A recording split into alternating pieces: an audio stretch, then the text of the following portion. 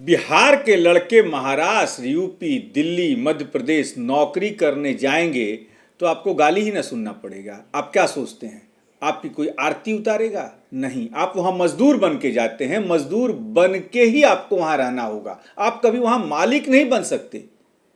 अपने गांव की 2 कट्ठा ही जमीन में यदि आप मजदूरी भी करते हैं तो आप उस जमीन के मालिक हैं। लेकिन आप तो बिहार से निकलते हैं बाहर मजदूरी करने, हरा हरा रुपया देखने, और जब गाली सुनते हैं तो कहते हैं कि वहां के लोग आपको गाली देते हैं। ये बात कही है प्रशांत किशोर, जनसुराज के सूत्रधार हैं, और उस मुद्दे पर यह बात कही है कि डीएमके सांसद डीएनबी सेंथिल ने कहा है कि भाजपा की जो ये 3 राज्यों में जीत हुई है ये गौमूत्र राज्य है।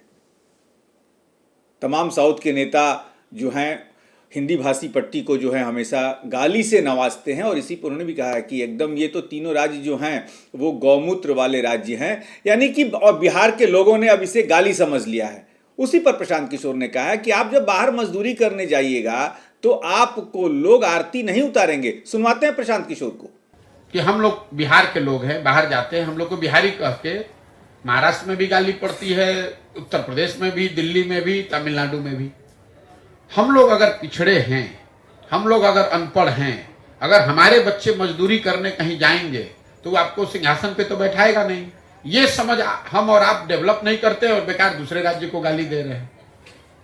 मैं आपको बता रहा हूं, अगर महाराष्ट्र का आदमी आकर बिहार में खेत में मजदूरी करेगा तो उसके बारे में आप क्या कहिएगा? तो आप अपनी दशा देख नहीं रहे हैं, अपने बच्चों को पढ़ाने की व्यवस्था कर नहीं रहे हैं, अपने राज्य में रोजगार हो इसकी चिंता कर नहीं रहे हैं। कोई सांसद कुछ कह दिया, अब इसी पर हल्ला मचाए जा रहे हैं। सांसद ने कह दिया कि ये गोमूत्र वाला राज्य, गलत बात है, नहीं कहना चाहिए, बिल्कुल गलत बात है, लेकिन आपको उससे बुरा लग गया और आपका बच्चा दिन भर रोड पर घूरा पर घूम रहा है, उससे आपको कोई चिंता ही नहीं है। तो अगर आप अनपढ़ हैं तो लोग आपको अनपढ़ ही तो कहेंगे। अगर आप गरीब हैं तो कोई आपको अमीर तो नहीं कहने लगेगा। अगर आप किसी के यहां मजदूरी कह रहे हैं तो वो आपको अपना मालिक तो नहीं बताएगा। जब तक बिहार से पलायन नहीं रुकेगा तब तक ये समस्या बनी रहेगी।